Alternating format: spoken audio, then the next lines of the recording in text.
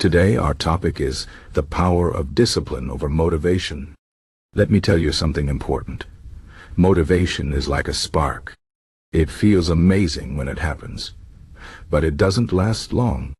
You wake up one day feeling excited, ready to conquer the world, and you think, this is it. I'm going to change my life. But then a few days later, that excitement fades.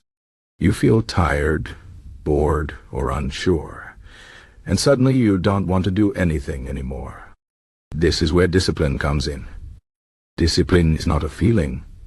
It's a choice. It's the decision to keep going, even when you don't feel like it. Discipline is what turns dreams into reality. Let me explain why discipline is stronger than motivation, and how you can build it in your life. First, let's talk about why motivation is unreliable. Motivation is emotional. It depends on how you feel in the moment. If you're happy, energized, or inspired, you'll feel motivated. But life is not always happy or easy. Some days you'll feel tired, stressed, or even sad. On those days, motivation disappears. If you rely only on motivation, you'll never achieve your goals because you'll stop every time life gets hard. Discipline, on the other hand, doesn't care about your feelings. It's about doing what needs to be done, no matter how you feel. Discipline is like a bridge that helps you cross the river even when the water is rough. Think about it this way. Imagine you want to get fit. One day you feel motivated, so you go to the gym and work out hard. But the next day, you wake up sore and tired. You don't feel like going anymore.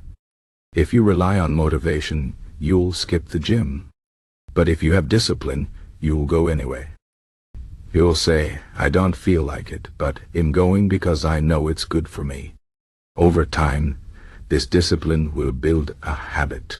Going to the gym will become a normal part of your life, and you won't need motivation to do it. Discipline creates consistency, and consistency is the key.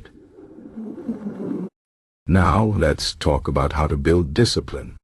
It's not easy, but it's possible. The first step is to start small. Don't try to change everything at once. If you want to wake up early, don't set your alarm for 5 a.m. right away.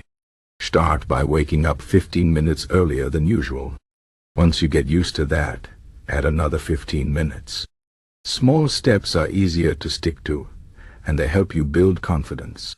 The second step is to create a routine. Discipline works best when you have a plan. Write down what you want to achieve and break it into small tasks. For example, if you want to write a book, don't say, I'll write a book one day. Say, I'll write 200 words every day. A routine makes discipline easier because you know exactly what to do. The third step is to focus on the process, not the result. When you think too much about the end goal, it can feel overwhelming. You might think you'll never get there and give up. Instead, focus on what you can do today. For example, if you want to run a marathon, don't think about the 26 miles. Think about running for 20 minutes today. When you focus on the process, you'll make progress without even realizing it. The fourth step is to be patient. Discipline takes time to build. You won't wake up one day and suddenly have perfect discipline. There will be days when you fail, and that's okay. What matters is that you keep trying. Another important point is to remove distractions. Discipline is hard when there are too many things pulling you away from your goals. For example, if you want to study but you keep checking your phone, you'll never get anything done. Turn off your phone, close your social media, and create a quiet space where you can focus.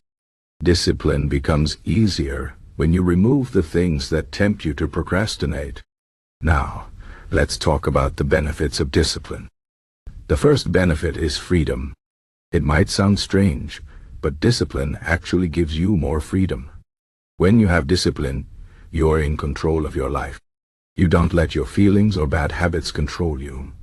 For example, if you have the discipline to save money, you'll have the freedom to travel or start your own business.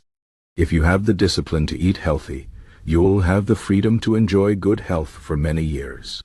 Discipline gives you the power to create the life you want. The second benefit is confidence. When you practice discipline, you prove to yourself that you can do hard things.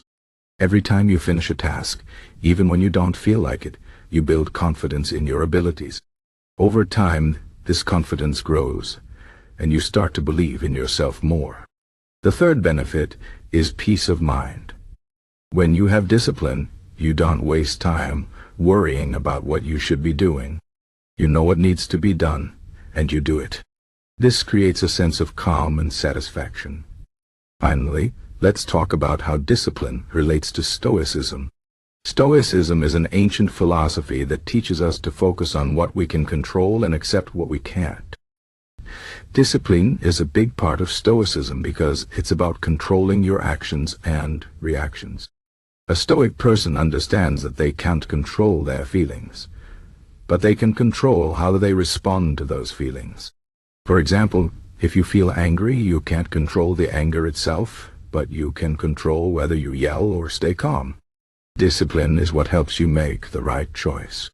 In conclusion, motivation is nice, but it's not enough. If you want to achieve your goals, you need discipline. Discipline is the ability to do what needs to be done, even when it's hard. It's about creating habits, following routines, and staying focused. Building discipline takes time and effort, but the rewards are worth it. With discipline, you'll have more freedom, confidence, and peace of mind. Remember, you don't have to be perfect. You just have to keep trying.